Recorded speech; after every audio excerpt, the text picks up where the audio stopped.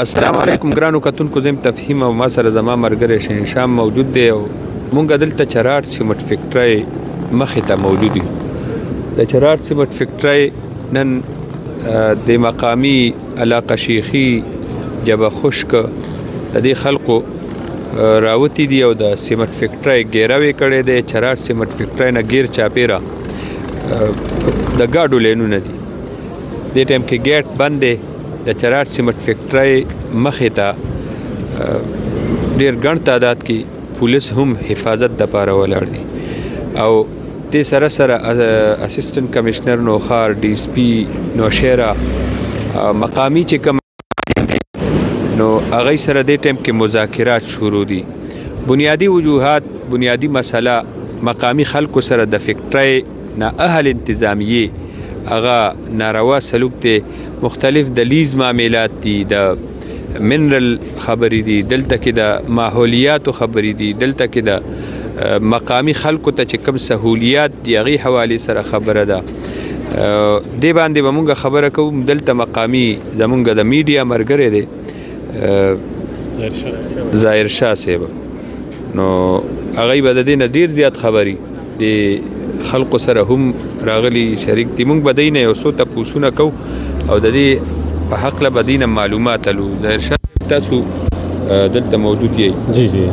مسله څه ده؟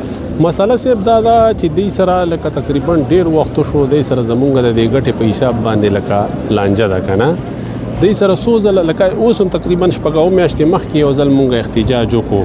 دا ای سی ډي سی وغیره د فضلدین رالو د سره څو ځله مونږ معاهدې وشي، کله ای سی فیصله وکړي، کله ډي سی فیصله وکړي، خو ولې چې دلته راشي نو بیا دا منکر شي.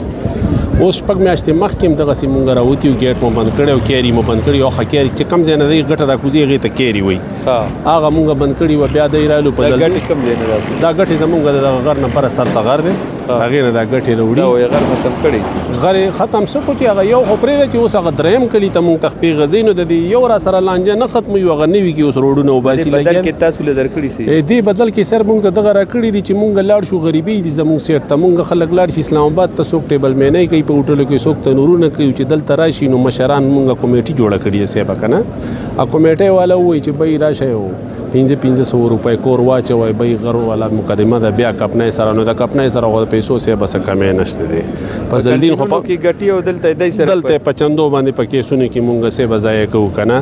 نو لکه مونږ ته د دویمه خبره غټه خبره صاحب اوس دا ده چې ته خپله سوچ وکړه چې د سن 82 نه دا راغلي دی او دلته کې داسې دا ځای اخیستی نه دی، خو بس یو ځای و صاحب رالو بس ځای جوړ کړو، قبضه کړی دی. مونږ خلکو ووایي چې زه رالو خو بس مونږ ته به روزګارونه هم راکوي صاحب. مونږ اخکا خلک یو، در په در یو. څوک چېرته په دې کې داسې خلک شته چې د چین نه کار ته راځي، د مانسیرې نه راځي، د اسلام آباد نه راځي، د ملتان نه راځي، سند نه راځي، هر ځای نه راځي.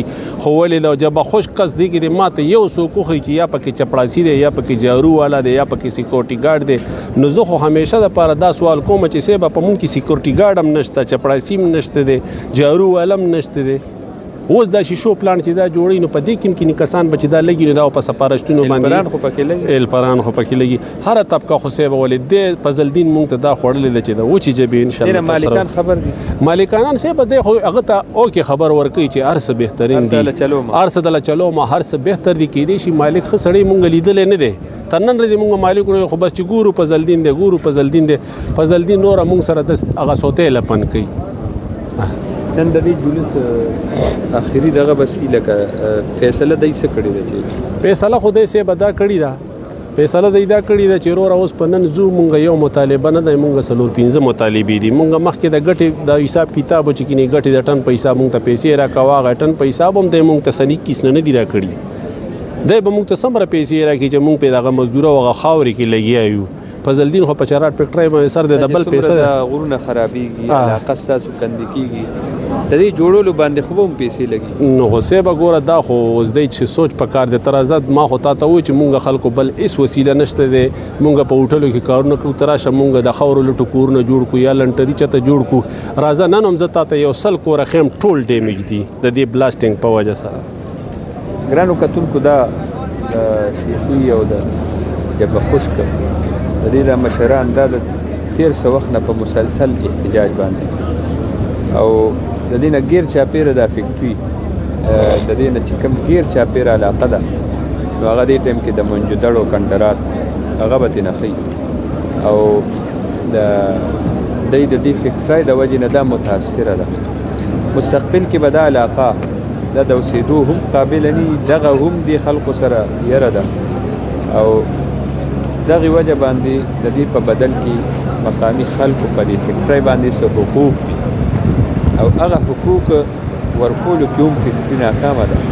اوس دې ټایم کې فکرای خلاف د دې انتظامیې خلاف بنیادي طور باندې دا احتجاج دا فیصله کن مرحله کې داخل شوی دی، ځکه چې ګڼ تعداد کې خلک راغلل، د فکرای ګیټ بندېدل او فکرای کې کار بندېدل، دا به علاقې د ترقۍ باندې هم اثر وکړي.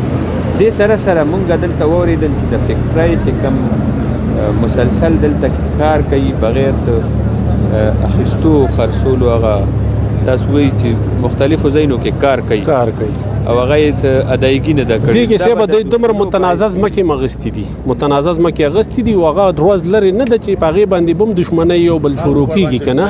ولې چې تا زما ځمکه واغسته، ما د ده ځمکه واغسته او دوی هغې ته پیمټې وکړي، د چا یې پردو ځمکو پیمټې پیمټې برای نام پیمټې دي صاحب، خو بس دا ده چې مار داړو والا وږي خلک یي دغه خو په روپۍ هم شمر کېږي، د مفتو مال دی ورېږي که نه.